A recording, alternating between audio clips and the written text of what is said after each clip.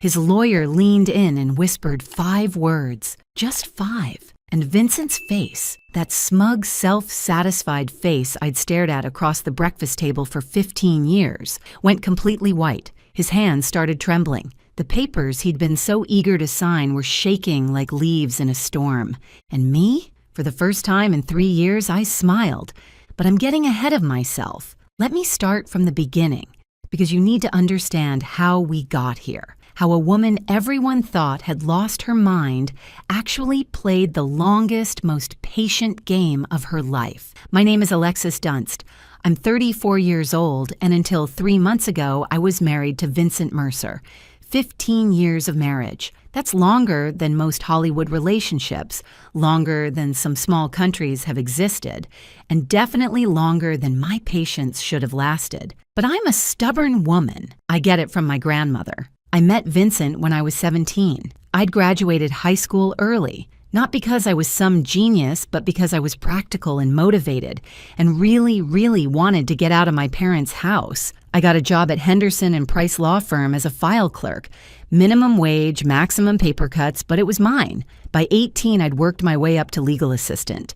I was good with details, good with numbers, good with keeping my mouth shut and my eyes open. Vincent was 24 when we met at a client event. Charming, ambitious, full of dreams about building a real estate empire. He talked about the future like it was already his, like success was just waiting for him to show up and claim it. He said he was going to build something incredible. I said I'd help him file the paperwork. Romance, right? We got married when I was 19. Tyler came along when I was 20. I kept working at the law firm part-time while raising our son, building up my 401k, saving every spare dollar. My grandmother always said a woman should have her own money, not secret money, she'd clarify. Just her own, something nobody could take. At 23, Vincent's business finally took off. He asked me to quit the law firm and help him full-time. He needed someone to manage the books, handle clients, coordinate with contractors, someone he could trust completely. So I became his unpaid everything. Bookkeeper, office manager, client liaison, interior decorator for model homes, marketing coordinator, event planner. I did it all while raising Tyler, managing our household, and somehow keeping everyone fed and reasonably happy. My official title was wife. My unofficial title was everything else. For 11 years, I poured myself into building Vincent's dream. And for 11 years, he got the credit, the awards, the recognition. At every industry event, I was Vincent's wife. At every celebration, he thanked his team, his mentors, his vision. But somehow never quite got around to thanking me. Somewhere along the way, things shifted. He started making decisions without consulting me. Started staying late for work more and more often. Started criticizing little things, the way I dressed, the meals I cooked, my lack of ambition. I was running his entire back office for free while raising his son and keeping his life organized. But sure, not ambitious enough. Then, 3 months ago, he dropped the bomb. He came home on a Tuesday evening. I was making dinner, his favorite, actually, because I'm apparently a glutton for unappreciated effort. He sat me down at the kitchen table with this look on his face, not sad, not apologetic, just businesslike. I want a divorce, he said. And then, I want the house, the cars, the business, everything. You can keep Tyler. He said it like he was ordering from a menu. I'll have the assets. Hold the child, thanks. Keep Tyler? Like our 15-year-old son was a leftover pizza? Like he was an inconvenience being graciously allowed to stay with me? I just stared at him. 15 years of marriage. And this was how it ended, at our kitchen table, between the salt shaker and the butter dish, like I was just another item he was discarding. What I didn't know in that moment, what I wouldn't find out until later, was that Vincent had been planning this for months. He already had a lawyer, Harold Whitfield, expensive and experienced. He'd been building his exit strategy while I was meal prepping and scheduling his dentist appointments. I'd been blindsided by a man I'd trusted with everything. The next day, his mother showed up, Lorraine Mercer, a woman who had treated me like the help for 15 years, arrived with her perfectly styled hair and her perfectly practiced sympathy face. She patted my hand and told me I should have tried harder to keep him happy. Men have needs, dear, she said.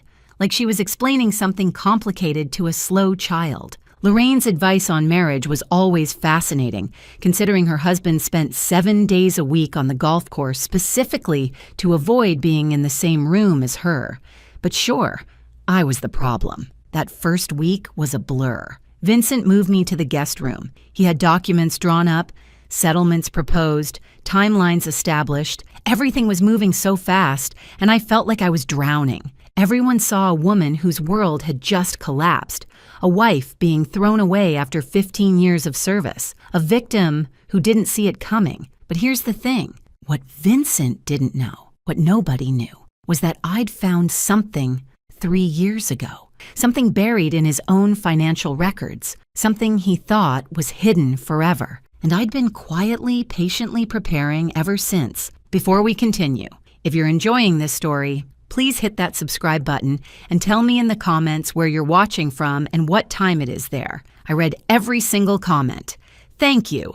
Back to the disaster. Within a week of the announcement, Vincent had completely taken control. The guest room became my permanent residence in what used to be our home. My closet shrank from a walk-in to 2 small sections he graciously allowed me to keep. The message was clear. This isn't your house anymore.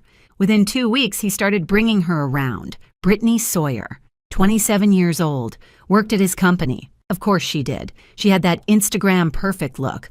Blonde highlights, perfect nails, yoga pants that cost more than my weekly groceries. She walked into my kitchen like she owned it, wore my apron, my grandmother's apron, while making smoothies in my blender. She was younger than my marriage, younger than my favorite handbag, but she made amazing smoothies, so I guess that's something. Vincent paraded her around like a trophy. They'd sit on my couch, watch my television, eat off my plates. He'd put his arm around her right in front of me, like I was furniture, like I'd already disappeared. The humiliation escalated daily. First, he canceled my personal credit card. We need to separate finances, he said, like he was being reasonable. Then the joint card. Then he suggested I should probably find somewhere else to stay while we sorted things out. My own home, and I was being asked to leave. Lorraine came over to help me pack. And by help, I mean she went through my belongings and decided what I deserved to keep. Old clothes, fine. Family photos, some of them. My grandmother's recipe box? She hesitated on that one, like she was considering claiming it for herself. What I was not allowed to take. Any jewelry Vincent had bought me over 15 years. Any furniture I'd picked out. Anything of value. Those were marital assets, Lorraine explained, and Vincent was entitled to them. She packed my things in garbage bags. Not boxes, garbage bags.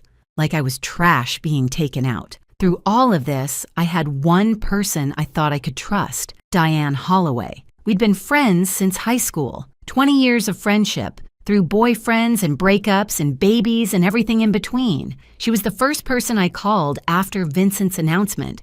She was so supportive, always checking in, always asking how I was holding up, always ready to listen. She'd come over with wine and let me cry on her shoulder. She told me I deserved better. She told me Vincent was making a huge mistake. But something felt off. Little things at first. Vincent seemed to know my plans before I made them. When I mentioned to Diane that I was thinking about fighting for the house, Tyler came home the next day saying Dad told him it wouldn't work. When I told Diane I was looking at apartments in a specific neighborhood, Vincent made a comment about that exact area being too expensive for me. Then it clicked. Looking back, I should have seen it years ago. The way Diane always lit up when Vincent walked into the room. The way she'd compliment him just a little too much, laugh at his jokes just a little too hard. She always asked about him first whenever we talked. How's Vincent? How's the business? Is Vincent happy? She'd been carrying a torch for my husband for 15 years. And Vincent, because he collected admirers like some people collect stamps, knew exactly how to use it. He made her feel special, important, not like other women. He probably implied they'd get together after the divorce, gave her just enough hope to keep her loyal. My best friend was his spy.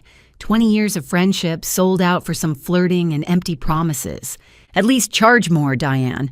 But the worst part wasn't Vincent, wasn't Lorraine, wasn't even Diane. The worst part was Tyler. My son saw everything. the girlfriend, the grandmother packing my bags, the way his father looked at me like I was nothing, and Vincent was working on him, dripping poison in his ear day after day. Your mom is making this difficult. I just want everyone to be happy.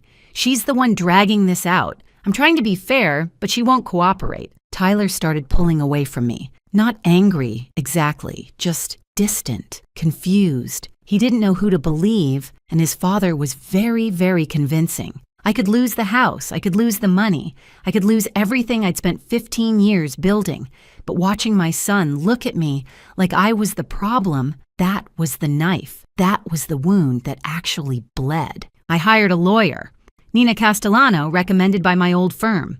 52 years old, sharp as a razor, absolutely no tolerance for nonsense. She reviewed my situation and laid out the battle plan. You helped build this business, she said. You're entitled to half of everything.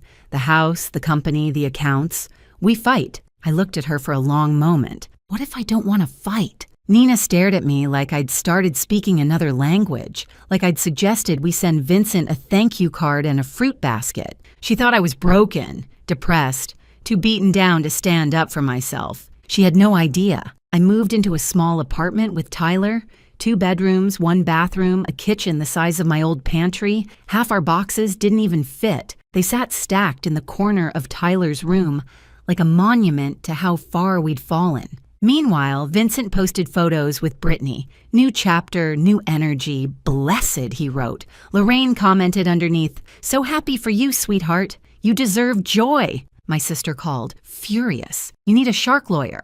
Take him for everything he's worth. Everyone had advice. Everyone thought they knew what I should do. Everyone saw a woman who'd given up, who couldn't fight, who was letting her husband walk all over her. Everyone was wrong. Here's the thing about being underestimated. People stop watching you. They stop being careful around you. They stop guarding their secrets. And that's exactly when you learn everything you need to know. 3 years. That's how long I'd been carrying this secret. That's how long I'd known the truth about Vincent Mercer and his glittering, glamorous, completely fake empire. It started on a random Tuesday night, 3 years before the divorce. Vincent was working late again. He was always working late by then, though I didn't yet know what that really meant. I was going through the company books, reconciling accounts, doing the unglamorous work that kept his business running. And I found something strange. A transfer to an account I didn't recognize, then another, then a pattern. Money flowing out of our accounts into places I'd never seen before. I dug deeper. I stayed up until 3 a.m, following the trail. What I found made my blood run cold. Vincent had been taking loans against everything we owned. The house, our beautiful house that everyone admired, had 3 mortgages on it. The original loan of $400,000, a second mortgage of $350,000 taken out 4 years ago, a third mortgage of another $350,000 taken out 2 years ago. Total owed $1.1 million. Actual value of the house, $850,000. We were underwater by $250,000 on a home I thought we owned outright. The business was even worse. Lines of credit maxed out at $200,000. Back taxes owed of $85,000. Vendor debts of $120,000. Equipment loans of $75,000. The company Vincent bragged about at every party. The company that was supposedly thriving. It was drowning in nearly $500,000 of debt. Even the cars weren't real. All 3 were leased with balloon payments coming due. We didn't own anything. We just had very expensive monthly obligations. I sat in my kitchen at 3 a.m, surrounded by printouts, and did the math. Total debt, approximately $1.9 million. Total actual asset value, maybe $1.6 million. We were $300,000 in the hole, maybe more. But where had all the money gone? I kept digging. Over the following weeks, I traced every transaction I could find, and the picture that emerged was devastating. Cryptocurrency investments, $180,000, all lost. Gambling, $75,000, gone. An apartment I didn't know about. Rented for a woman I didn't know about. $60,000 in rent and furnishings. Lifestyle expenses that never made it home. Watches, suits, Trips I was never invited on, another $85,000. My husband wasn't building an empire. He was building a house of cards with borrowed cards that were also on fire. We looked rich the same way a mannequin looks alive, convincing from a distance, completely hollow up close. My first instinct was to confront him, to scream, to cry, to demand answers. But I knew Vincent. I'd watched him operate for years. If I confronted him, he'd manipulate me. He'd explain it away, make me feel crazy for questioning him. He'd probably find a way to blame me for it. And worse, if he knew I knew, he might try to take control of my separate money, too. See, I'd always kept a little something of my own, my grandmother's voice in my head. A woman should have her own money, my IRA from my law firm years. I'd rolled it over when I quit, but never touched it. By then it had grown to about $180,000. That was mine, earned from my job. Separate property under the law. And then there was Grandma herself. She'd passed away when I was 28, and she'd left me $340,000. Her will was specific. This money is for Alexis alone. I'd kept it in a separate account for 6 years, never commingling it with Vincent's finances, never using it for household expenses. My grandmother kept her own account for 50 years. Not secret money, she'd always say. Just mine. Smartest woman I ever knew. I had roughly $520,000 that was completely, legally, separately mine. So I didn't confront Vincent. Instead, I protected myself. I worked with my uncle, a retired accountant, to create an irrevocable trust for Tyler. My IRA and my inheritance went into that trust. My name wasn't on it as a beneficiary. Vincent's name certainly wasn't on it. It was for Tyler's future, college, a first home, emergencies. And it was untouchable. Then I documented everything. Every mortgage document, every hidden account, every suspicious transaction. I printed copies and kept them at my sister's house. I put copies in a safe deposit box. I saved everything on an encrypted drive. And then I waited. I knew Vincent would leave eventually. Men like him always do. They get bored, or they find someone younger, or they decide they deserve more. I just had to be ready when it happened. 3 years of waiting. 3 years of watching him dig the hole deeper. 3 years of smiling at dinner parties while knowing our entire life was built on quicksand. I got very good at patience and very good at pretending I didn't know my husband was financially drowning us both. When Vincent finally asked for the divorce, when he demanded the house, the cars, the business, everything, I almost laughed out loud. He wasn't asking for assets. He was demanding debt. He just didn't know it yet. Back in the present, I sat across from Nina Castellano and placed 3 binders on her desk. 3 years of evidence. Every mortgage document, every loan statement, every hidden account. She read in silence for almost an hour. When she finally looked up, her expression had completely transformed. "You've known about this for 3 years?" I was waiting for him to leave. I knew he would eventually. And when he demanded everything, he demanded all the debt. He just doesn't understand that yet. Nina leaned back in her chair. The pity was gone from her eyes. The concern was gone. What replaced it was something like awe. So when you sign over the assets, I walk away clean. He gets the mortgages, the business debts, the lease obligations. All of it becomes his sole responsibility. And your inheritance, your retirement account, separate property, never commingled, legally protected, sitting safely in a trust for my son. Nina was quiet for a long moment. Then she smiled, a slow, dangerous smile. "Mrs. Dunst," she said, "I believe I owe you an apology. I thought you'd given up." I smiled back. "Everyone thinks that. That's kind of the point." Nina went from looking at me like a lost kitten to looking at me like a chess grandmaster. I prefer grandmaster, better outfit. The trap was already built, the numbers were verified, the documentation was airtight. All I had to do now was let Vincent think he was winning.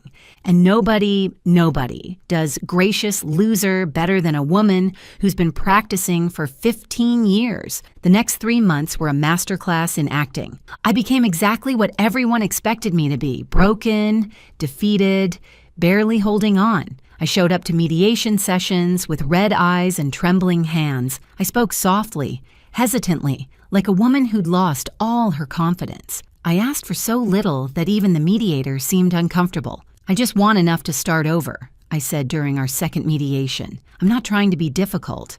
I know the business is his life's work. I know the house means everything to him. I don't want to tear our family apart more than it already is. I requested a settlement of $50,000 cash, my personal belongings, shared custody of Tyler. That was it." Vincent agreed immediately. He was probably expecting me to fight for half of everything. That's what any reasonable lawyer would demand. Instead, I was asking for crumbs. He looked at me across that mediation table with something almost like pity. Like I was a wounded animal he was graciously putting out of its misery. I deserved an Oscar for that performance, or at least a Golden Globe. I was giving the role of a lifetime, and my only audience was my lying, cheating, soon-to-be bankrupt ex-husband. With each passing week, Vincent's arrogance grew. He stopped being careful, stopped pretending to be the reasonable one. He started telling everyone who would listen that I hadn't even fought. "She just gave up," he told his golf buddies. I offered her a fair settlement, and she took it without a word. Lorraine was even worse. She bragged at her book club, at her church group, at every social gathering she attended. "Vincent is keeping everything. That woman didn't get a dime." I always knew she wasn't strong enough for my son. To celebrate his upcoming victory, Vincent bought himself a new watch, $15,000. I know because I saw the charge on the business account. He was still using company money for personal expenses, still digging that hole deeper. He wore it to our next mediation session, making sure I noticed. He also took Brittany to dinner at La Maison, the French restaurant where we'd celebrated our 10th anniversary. He posted photos on social media. "Life is good when you're with the right person," he wrote. The right person. He meant the person who didn't know about his debt, yet. Meanwhile, Brittany had started redecorating my house. New furniture in the living room, new art on the walls. She even painted my kitchen. Gray. She painted it gray. I spent 3 weeks choosing that sage green, 3 weeks of paint samples and lighting tests and driving myself crazy trying to get the perfect shade. And she painted over it with builder-grade gray, like it was nothing. Gray. Like her personality, like her future with Vincent once she found out he was broke. Very fitting, actually. Diane kept calling, fishing for information under the guise of friendship.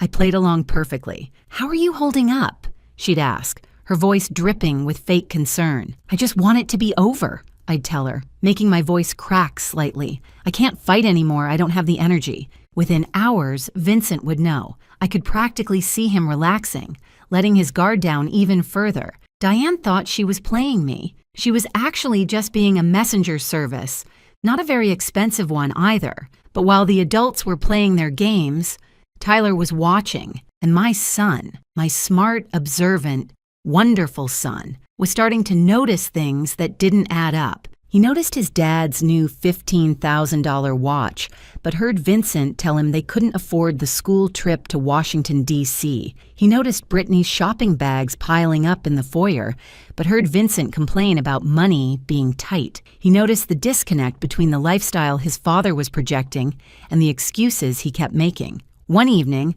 Tyler came to my tiny apartment and sat down at my secondhand kitchen table. He looked at me with those serious eyes, so much like his father's, but with something Vincent had lost long ago. "Honesty." "Mom," he said quietly, "is Dad actually rich?" I looked at my son for a long moment.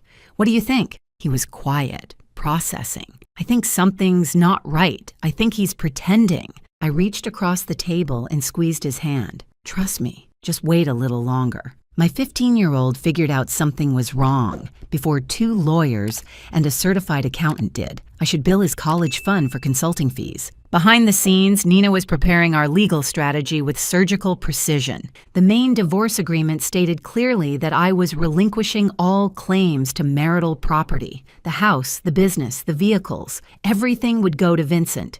In exchange, I would receive my modest cash settlement and walk away. But attached to that agreement was an addendum, a detailed liability disclosure statement.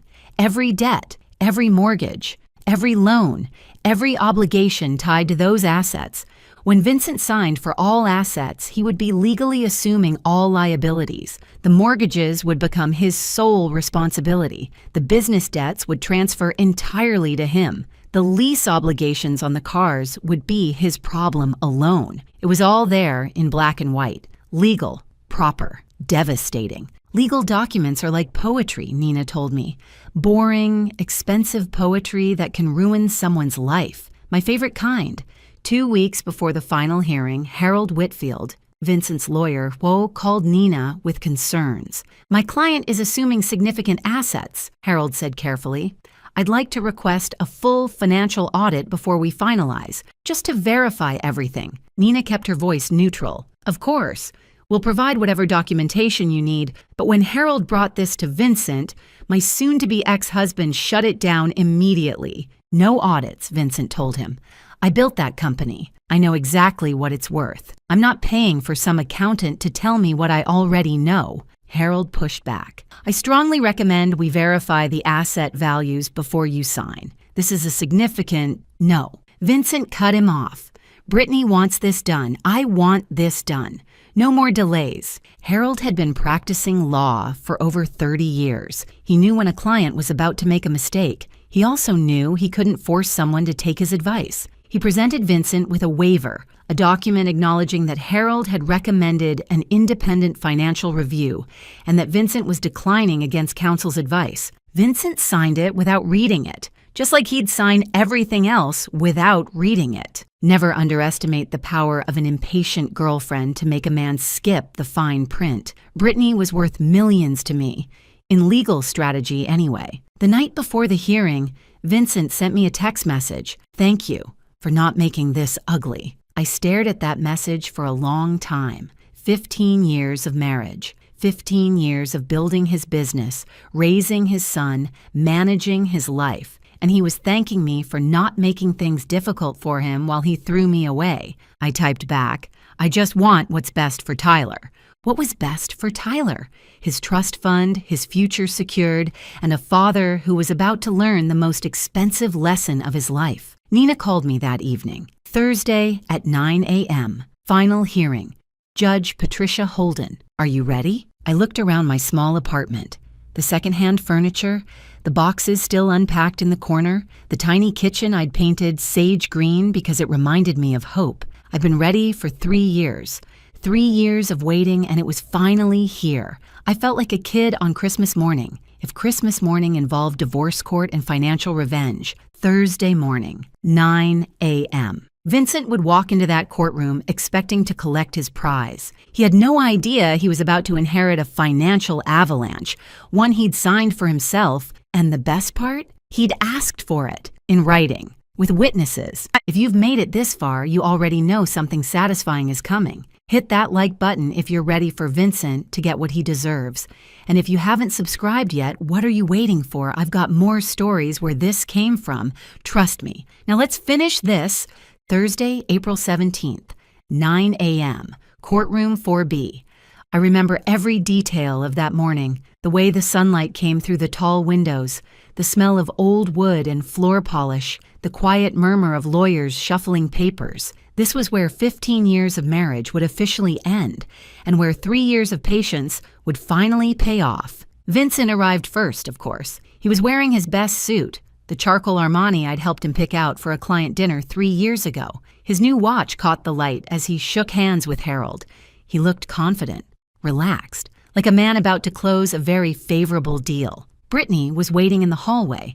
She wasn't allowed in the courtroom, but she wanted to be there for moral support. I caught a glimpse of her through the door. Perfect makeup, designer bag, scrolling through her phone like this was just another boring appointment. Lorraine was there too, sitting in the gallery. She dressed up for the occasion, probably planning to take Vincent to a celebratory lunch afterward. She looked at me when I walked in and gave me this little smile, the kind you give someone you've already beaten. I arrived a few minutes after Vincent. Simple navy dress, no jewelry, hair pulled back in a low bun. I looked tired, defeated, like a woman who had nothing left to fight for. Perfect. I looked like someone who'd given up on life and fashion simultaneously. Very convincing. I should really teach acting classes.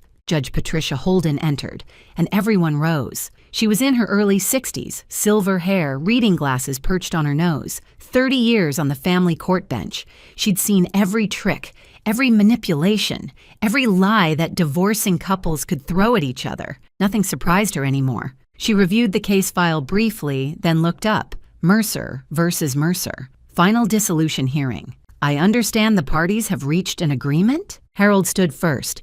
Yes, Your Honor. My client, Vincent Mercer, is assuming all marital assets, including the family residence, the real estate development business, and all associated vehicles. In exchange, Mrs. Dunst receives a cash settlement of $50,000. Nina rose beside me. That's correct, Your Honor.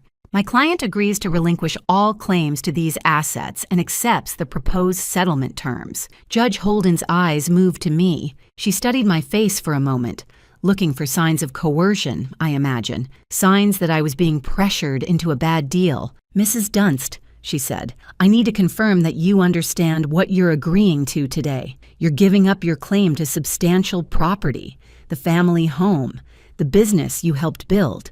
Are you certain this is what you want? I kept my voice soft, slightly unsteady. Yes, Your Honor, I understand. And you're entering this agreement voluntarily? No one is pressuring you? No, Your Honor. I looked down at my hands, then back up at her. I just want my husband to have everything he asked for. I want this to be over. The judge studied me for another long moment. I could practically see her internal debate, whether to push harder, whether to order a continuance, whether to protect me from what looked like a terrible decision. But I was represented by counsel. I was answering clearly. I was an adult woman making my own choice. Very well, she said finally. Let's proceed. The clerk distributed the final documents, page after page of legal language, signatures required on every third page. Vincent signed eagerly, barely glancing at what he was agreeing to. He wanted this done. He wanted to get back to his new life with his new girlfriend and his new freedom.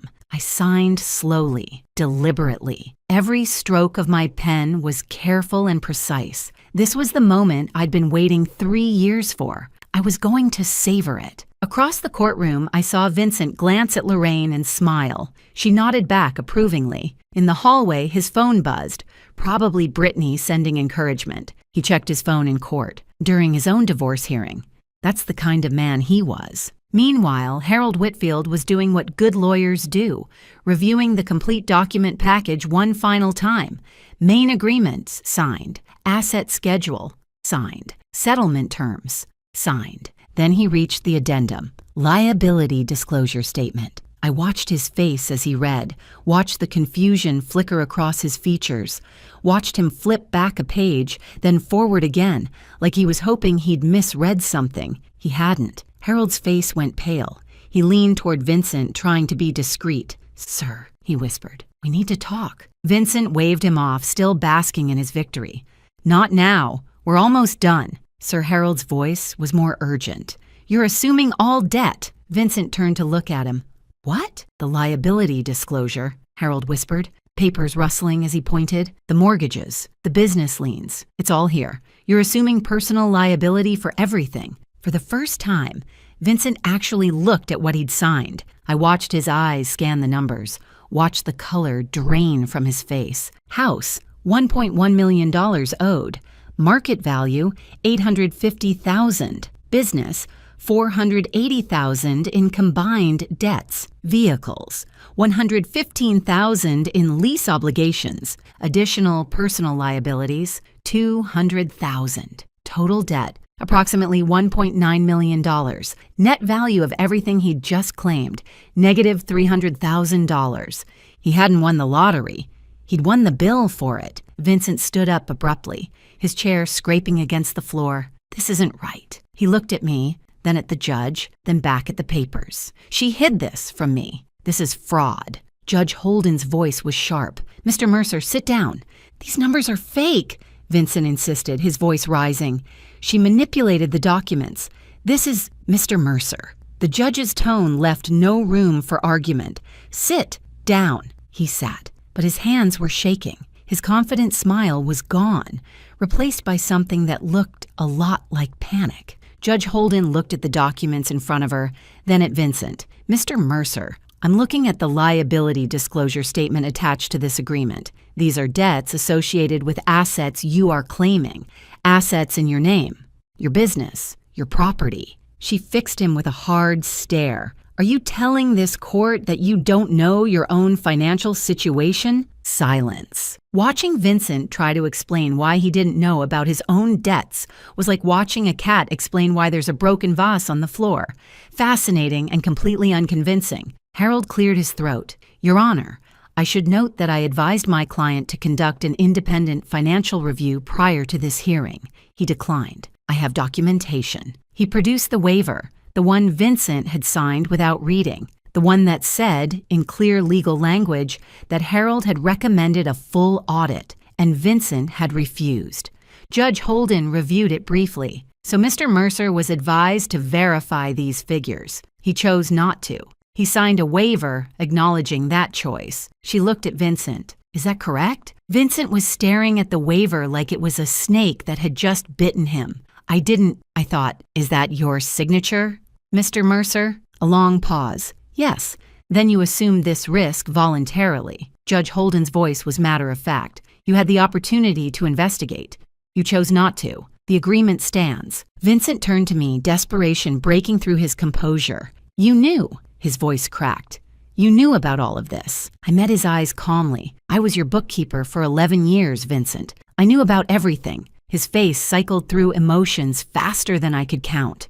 Confusion, rage, betrayal, fear, and finally the one I'd been waiting for, realization, the understanding that he'd done this to himself. I want to withdraw the agreement, Vincent said, turning back to the judge. I didn't understand what I was signing. This isn't fair. Judge Holden shook her head. Mr. Mercer, you signed documents before this court stating you understood and agreed to all terms. You were represented by competent counsel.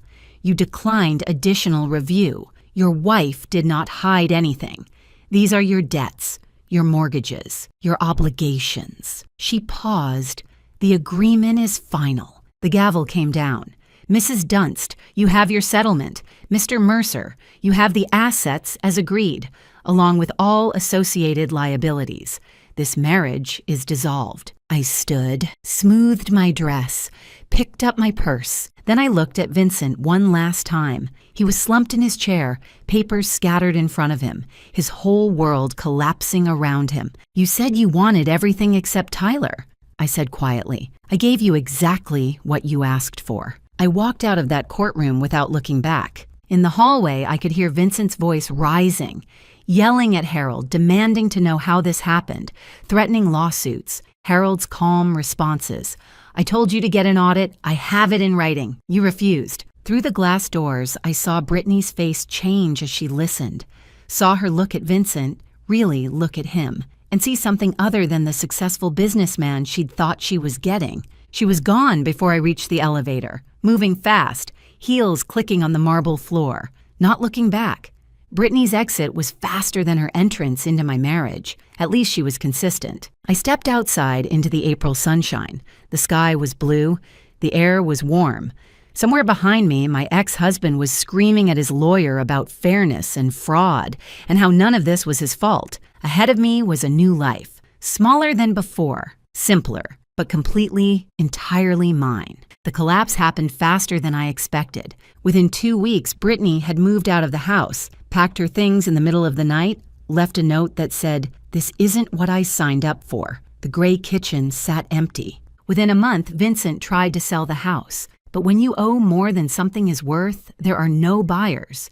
Just banks calling about missed payments and realtors suggesting short sales. Within 2 months, the business started defaulting. Vendors filed lawsuits. The line of credit was frozen. The company that Vincent had spent 15 years building, the company I had spent 11 years supporting, was crumbling into dust. Within 3 months, Vincent was meeting with bankruptcy attorneys.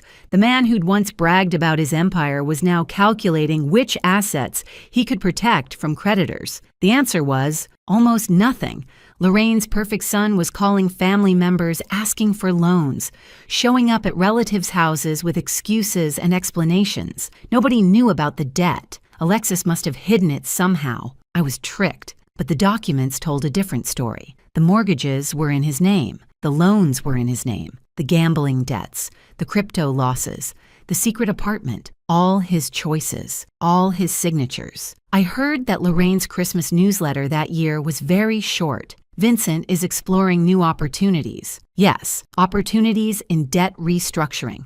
The parallel conflicts resolve themselves with a kind of poetic symmetry. Diane called me about a week after the hearing. Her voice was shaking. I had no idea things were this bad. I'm so sorry, Alexis. I never meant for... I thought Vincent and I didn't answer, didn't respond, didn't give her the closure she was looking for. Some bridges aren't meant to be repaired. Some friendships don't deserve a second chance. 20 years of history betrayed for a wink and empty promises from a man who used everyone around him. She tried calling 3 more times. Then she stopped. I imagine she's still waiting for Vincent to notice her.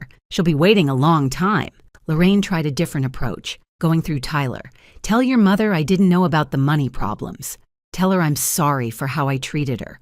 Tell her I want to talk. Tyler looked at his grandmother, the woman who'd packed his mother's belongings in garbage bags, who'd called his mother worthless, who'd sided with his father without a single question, and said, Mom's busy building her life. She doesn't have time for excuses.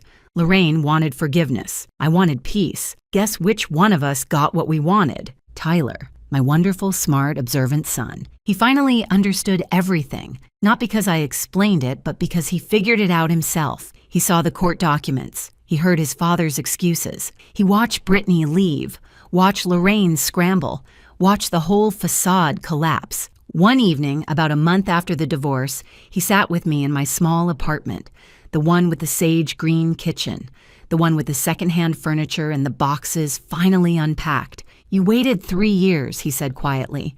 You knew this whole time and you just waited. I wanted to make sure you were protected, I told him. Whatever happened between your father and me, I needed to know you'd be okay. The trust fund, $520,000 safe and untouchable. He was quiet for a moment. Then he hugged me, really hugged me. The kind of hug I hadn't gotten from my 15-year-old son in months. The kind that said, I understand. The kind that said, I'm proud of you. 15-year-old boys don't usually hug their mothers voluntarily. I knew I'd done something right. My $50,000 settlement went toward getting established. First month's rent, security deposit, basic furniture that wasn't falling apart. It wasn't luxury, but it was stability. The trust fund stayed exactly where it was. Tyler's future, college, maybe a first home someday, a safety net that nobody could take from him. And me, I enrolled in interior design courses at the community college, the dream I'd put on hold when I was 23 to help Vincent build his empire. I was finally building my own. I started small. My first real client was a woman named Sandra, 52 years old, just ending a 28-year marriage. She was standing in her empty new apartment looking lost. When she asked me, how do you start over? I thought about it for a moment. One room at a time, one color at a time, one day at a time. We painted her kitchen sage green. She cried when she saw it. Happy tears, she said. The color of new beginnings. About 3 months after the divorce was finalized, Vincent showed up at my apartment. I barely recognized him. He'd lost weight. Not the healthy kind. Dark circles under his eyes. His suit was wrinkled. His watch was gone. He looked like a man who'd been through a war and lost. He stood in my doorway, and for a moment, I almost felt sorry for him. Almost. I didn't know it was this bad, he said. His voice was hoarse. I made mistakes. I know that now. But I didn't mean for any of this to happen. I leaned against my doorframe and looked at him, really looked at him. This man I'd loved for almost half my life. This man who'd thrown me away like garbage. This man who was now drowning in the consequences of his own choices. Can we talk? He asked. Maybe we can figure something out. I don't know. Maybe we could. He couldn't even finish the sentence. Couldn't bring himself to ask for what he actually wanted. Help. My help. After everything. You asked for everything except Tyler, I said calmly. You got exactly what you wanted. Alexis, please. Goodbye, Vincent. I closed the door. He stood in the hallway for 10 minutes. I know because I watched through the peephole while eating ice cream. Best show I'd ever seen. 5 stars. Would watch again. That evening, after Tyler went to bed, I sat in my small living room and looked at my grandmother's photo on the shelf. The recipe box was next to it. The one thing Lorraine had almost taken. The one thing that mattered most. "You were right about everything, Grandma," I said quietly. "Keep your own money. Know your worth. And never let anyone make you feel small." The apartment was quiet, small. Nothing like the house I'd lived in for 15 years. But it was mine. Every paint color, every piece of furniture, every decision, mine. And for the first time in longer than I could remember, I was free. Thank you so much for watching. More of my most gripping stories are already on your screen.